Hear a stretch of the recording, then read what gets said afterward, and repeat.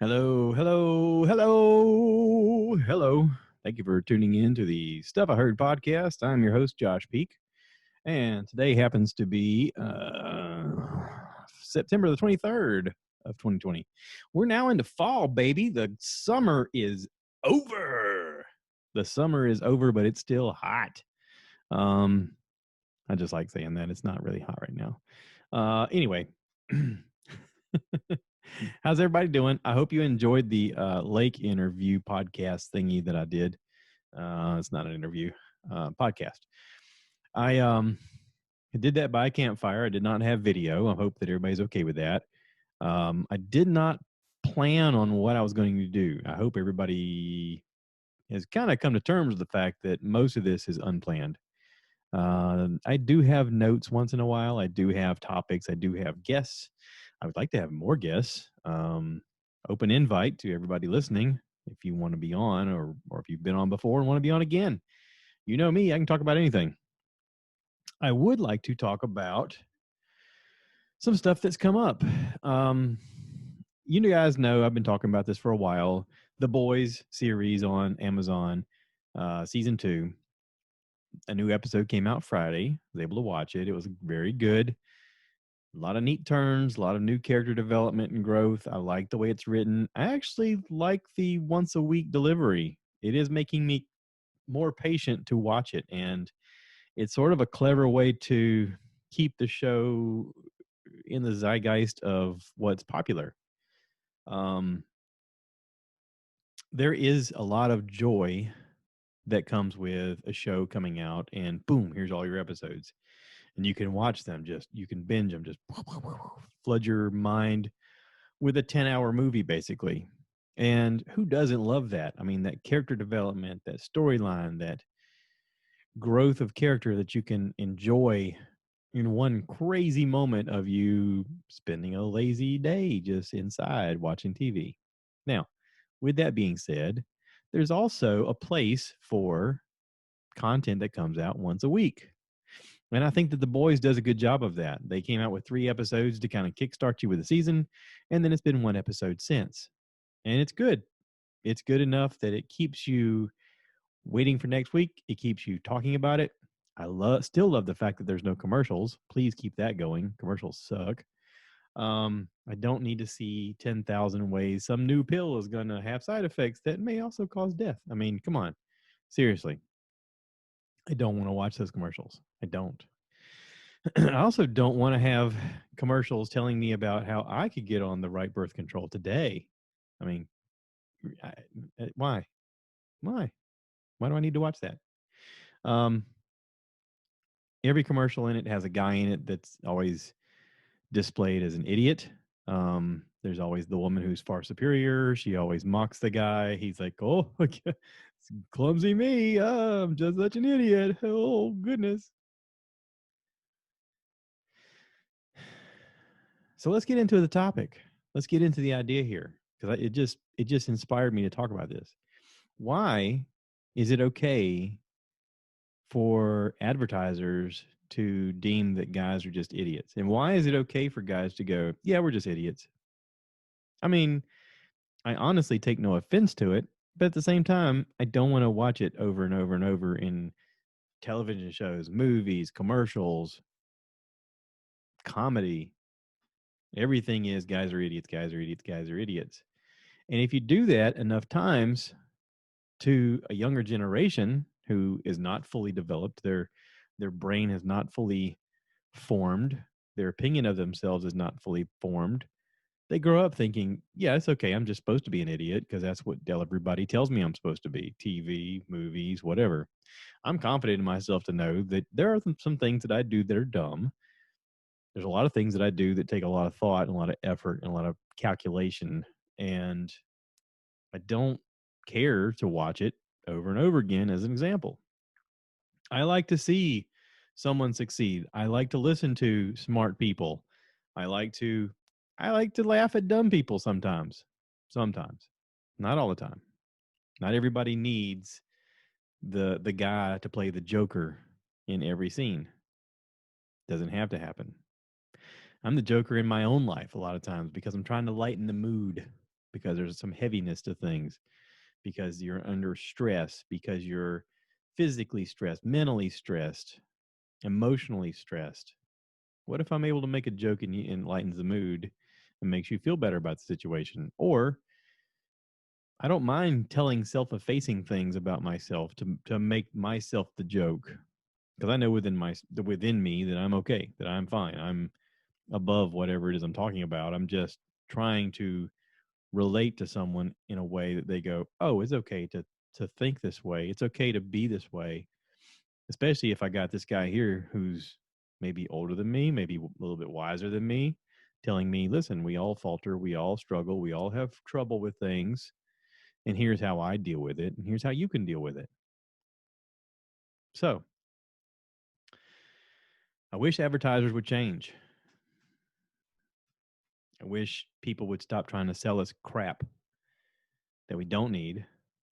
Everybody right now is talking about how technology is trying to sell us everything. There's a show on Netflix, The Social Dilemma, where it talks about, I didn't watch it yet, but just watching the previews, I got the gist of the whole show. And it's not something I feel like I need to watch the show for. Everything is designed for your clicking like buttons.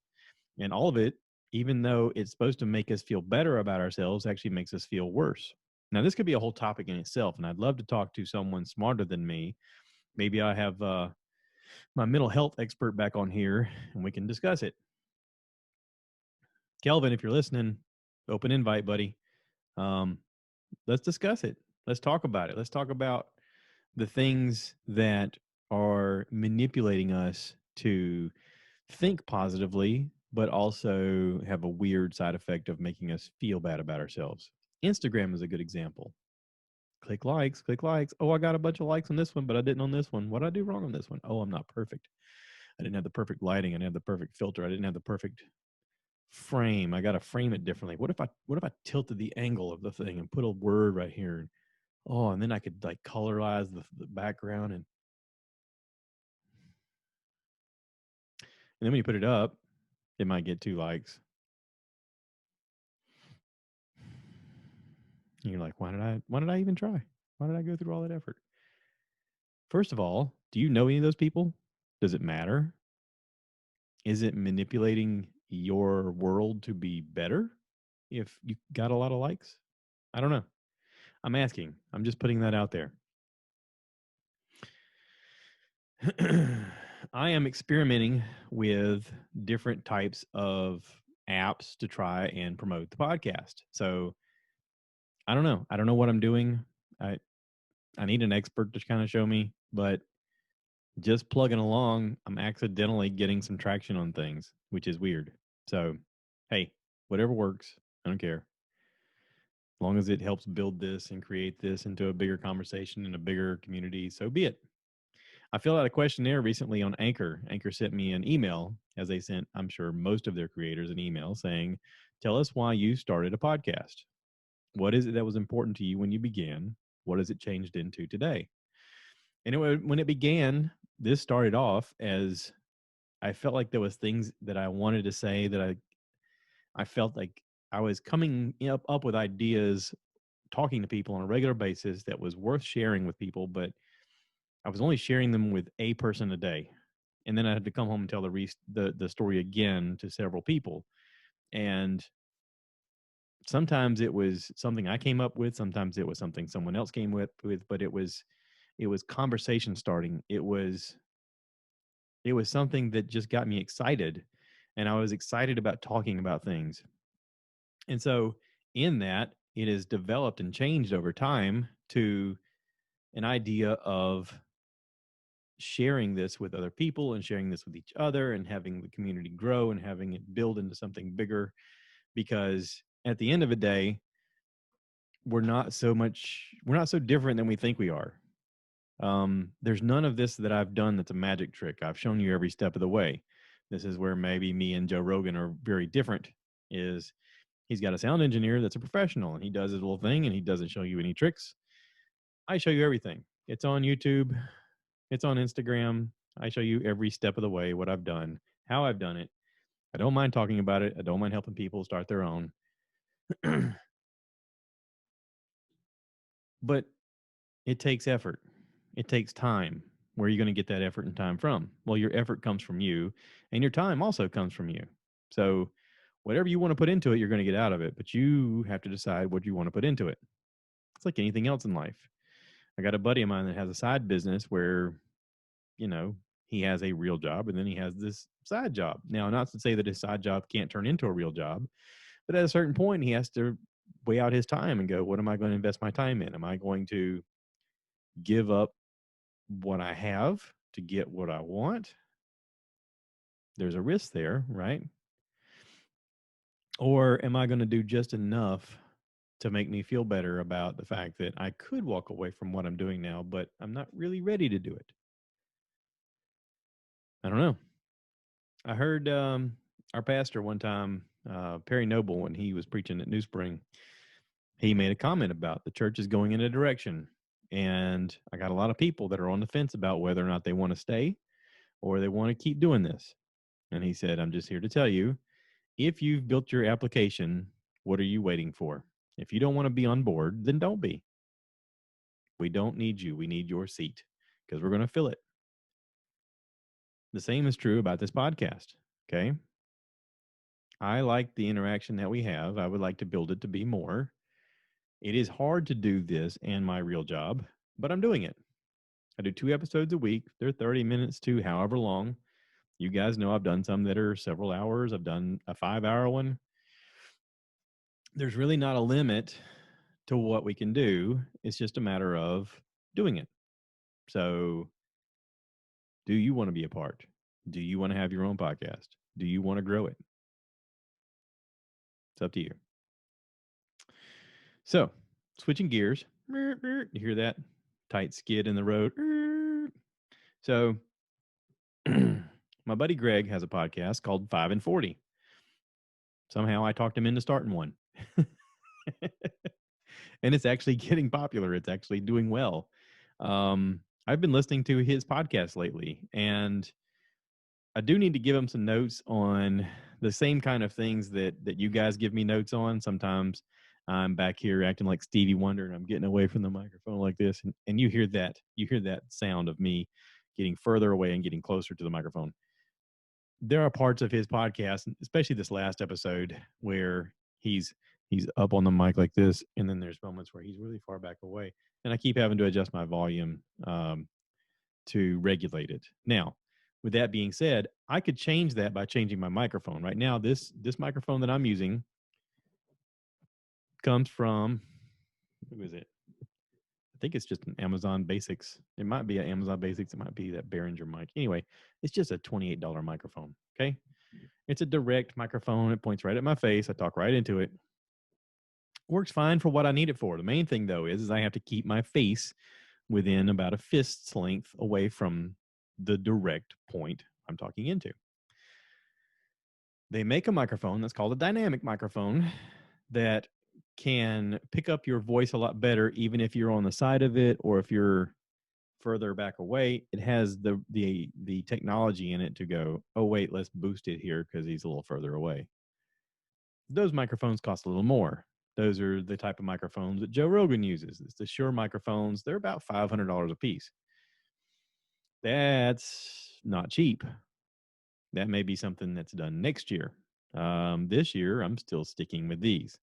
Now, the thing I'm noticing that my buddy Greg is doing is he's probably using his phone to record his podcast, but at times he's moving the thing away from his face a little. And I've done that before. I've been guilty of it. Doesn't take away from the quality of what he's talking about. I need you to listen to this last episode, especially. It's really good. He goes into depth about some things that are really cool. It's, again, talking in part about other podcasts that are going on where he's learning some things, really interesting things. And I don't want to give it away. I just want you to go check it out. It's called 5 and 40. So, Greg, love you, brother. I like the podcast. I really do. I think he's going to be a bigger deal than I am. Okay, so things I've watched. I talked about The Boys. I also watched Raised by Wolves on the HBO thing. Well, it's on HBO Max. I've watched it other ways. But the show is really good. It's I talked about it before. I don't know if you guys listened to it, but it is this futuristic, desolate wasteland type thing where um, humans are rare to come by, especially children. And these two androids basically raise six children, and five of them die, one lives. Then they come into contact with more humans, and there's a whole power struggle going on. And Travis Fimmel's in it. He's from the Viking show. He plays Ragnar on Vikings. Really good actor. Their setup was they put 3 episodes out to begin, then they put two per week. So I got to watch two the other day.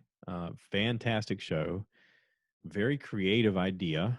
Um, it sort of leans itself into this podcast that I just started listening to with Joe Rogan. I didn't even cue this up. I'm looking right now. His latest episode came out yesterday with Jenny Kleeman.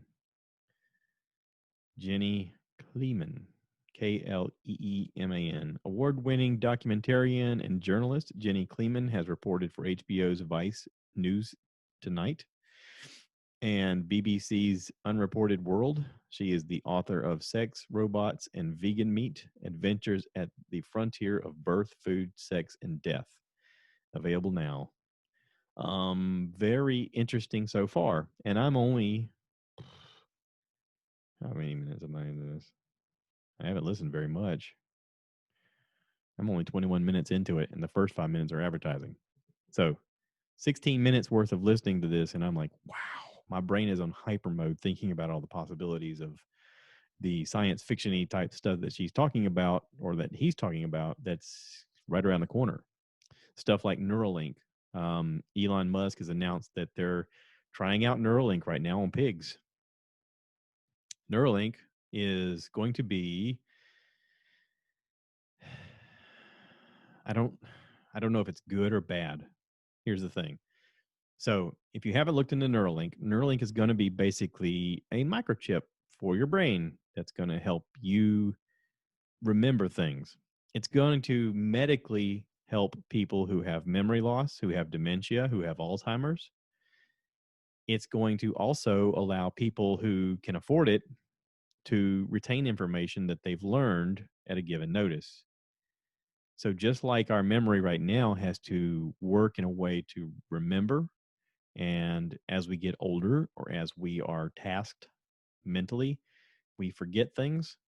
This is going to allow us to access that information immediately. Now, the idea for Neuralink is that the future of it is going to have us communicate to one another without using words, that we can communicate thoughts. And thusly, we may be able to learn at the same time, which is, I'll be honest, it is fascinating, it is terrifying, and it is awe-inspiring in so many ways. One of the things that makes all of this so great in a lot of ways, life itself great, is our own discovery, our own passion, our own wonder and awe. And when we get to learn something new, when we get to experience it for the first time, we are enamored and often inspired to do other things or to experience other things, because we go, well, I've done this, but I haven't done this, and I really want to. So it motivates us and it pushes us. It pushes our imagination. I mean, when we see nature, it pushes our imagination. If we share experiences and memories and information, what is going to inspire us to move forward? What is going to be the thing that gives us that push or that wonder or that curiosity? I don't know. There is a comment in there about sex with robots, about how most of the robots built today is for the sex industry. And there's going to come a time where people are going to have sex with robots a lot. Um, there is the idea that it's going to be a huge hit to feminism, because men are going to say, why do I need a woman around when I just need this thing done and I have a machine for it. We're one of her concerns in the first minutes of this is she talks about the lack of empathy that she thinks that humans are going to experience once this is a regular thing. She talks about how they're working on the ability for women to have babies outside of the womb. They're going to have artificial wombs where you can have children. And she's like, it's going to start off as women who are affluent, women who have careers, who choose to have a family. They can pick and choose when they have their family. They're not going to be away from work when they have their family. It's going to be a class system where if you see someone pregnant, it's going to be like, oh, you couldn't afford to do what I'm doing. Oh, that's sad. I mean, what? Just the idea of wrapping my head around that, my brain goes in so many different directions. I'm thinking, geez, this is every word of this is conversational. I mean, this is something that could be discussed with a lot of people. Again, though, Joe brings up Neuralink. If you had Neuralink and you're able to share ideas with other people immediately, and you can recall all that information, how much conversation do you need? What are like Joe says, this is my biggest fear. What are we going to change into? He says he thinks that biological life is limited and that there's going to become a time and place where we change. We no longer are biological. And there may be some truth to that. So here's where my brain fast forwarded when I heard all this information. My brain went to, okay, let's just say that happens. Let's say that people decide, and it's going to be affluent people first, people of science, people of um, wealth, people who go, I don't want to die yet. I want to keep living, but my physical body is tearing down. I want to be uploaded into this possibility of shared ideas and move forward with technology and so on and so forth. And you're going to have a large population of people who just can't afford it and don't want to do it. You're going to have a religious group of people who says that it's the devil. It's, this is the end of times and blah, blah, blah. What if you had basically two classes at the end of it separated into the people who are alive and the people who are uploaded? And at a certain point, the people who are alive go, well, this is BS. And they just hit delete button on the people who are uploaded. Is that a possibility? Or is that container of thought and moving forward and growth and development and science and technology, is it so fast forward that it leaves behind the people who are left, the people who can't afford it? Does it grow into something alien, something different, something that just leaves this planet and goes, you know what? We're not dealing with these creatures anymore. We're beyond biology. We don't need this. And it moves on. What if? It's a lot of what ifs, right? I think I just baked my own noodle. All these ideas are way smarter than my brain can be, which takes me back to the discussion between Joe and Duncan Trussell. Where do ideals come from? Are they born? Where are they born from? I mean, it was one of Joe's ideas. He said, "What if an alien was actually it was an idea? What if your ideas aren't really born? What if they just enter your brain somehow? What if some people are conduits to ideas and it just happens to enter into certain people's brains but not others?" It's an interesting idea, right? Something to think about. Like I said, I'm only 16 minutes into this, and I think I've talked for 10 minutes about about the few things that I've heard, and I don't have anybody else to talk to. I'm talking to myself. I'm looking at myself in the stupid camera, and I'm talking to myself. So, just anyway, check it out. Really cool. Holy crap! I started listening to Joe interview Ron White, and I just quit. Sorry, Ron. I think you're a funny dude, but um, the comedian Ron White, he's from Texas. It's kind of the same story every time. I just, whatever. I started listening to it and then I just stopped. This conversation's way more interesting. So, anyway, not to take anything away from Ron. I know he's a good guy. I know he's funny, blah, blah, blah. Tater salad. I get it. Um, okay, what else? Oh, Netflix has a new show. And it's so good. It's creepy, it's stylized well, it's interesting, it's Nurse Ratched. Ratched. She's terrifying. There's moments where she's like a monster and moments where she's very kind and gentle and moments where she's completely off her rocker and you're like, what? Where did this come from? They've stylized it in a very cool way with lots of bright primary type colors. I don't know why they shot it that way. There's moments where the whole scene turns either red or green. I think the green is probably envy. The red is maybe anger, but the the way they filmed it is interesting. Okay. The characters they chose to play these people is interesting.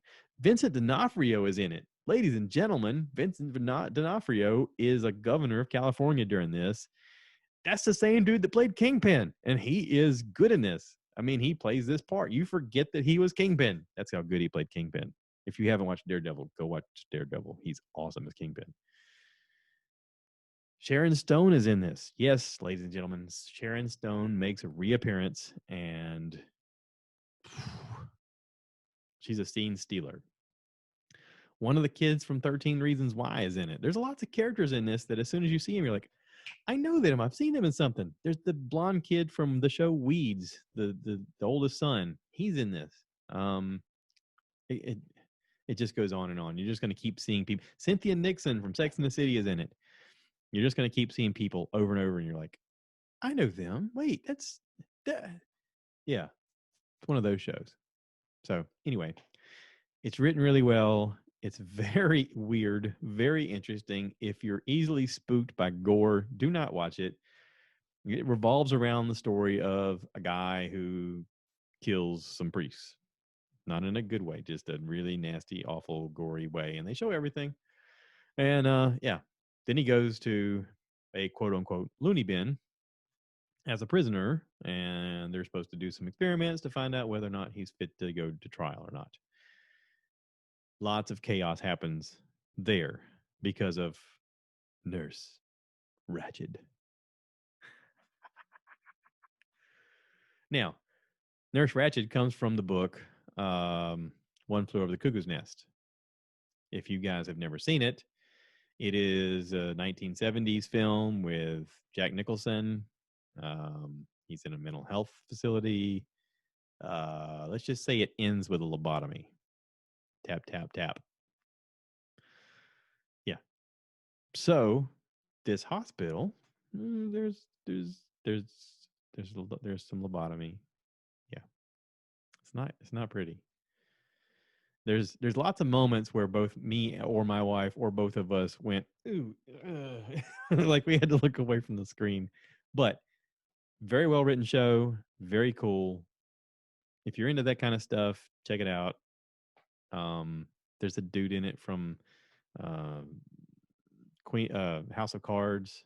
As soon as you see the guy, you're like, I know that guy. That's yeah. He finds a similar fate in that show as he does in this show.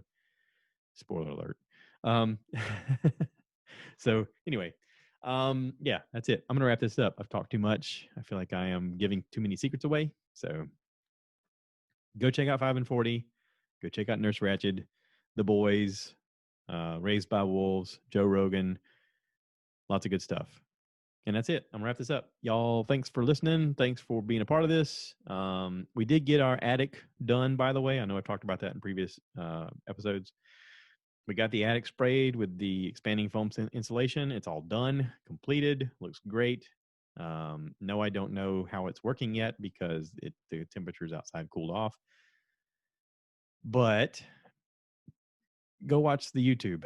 I made a YouTube video. Look up Joshua Peak and you'll see my little face up in the attic, kind of giving some love to this company, A to Z Coating and Insulation. Tony Evans hooked me up. Did a good job. Real good crew. They cleaned up afterwards. It was nice. Nothing but good thing to say. I put it on Facebook and a guy I know reached out to me and he's like, you got a side business? I was like, no, I'm trying to promote the positive. See, that's the part. People get suspicious now when you're just trying to be like, hey, check these guys out.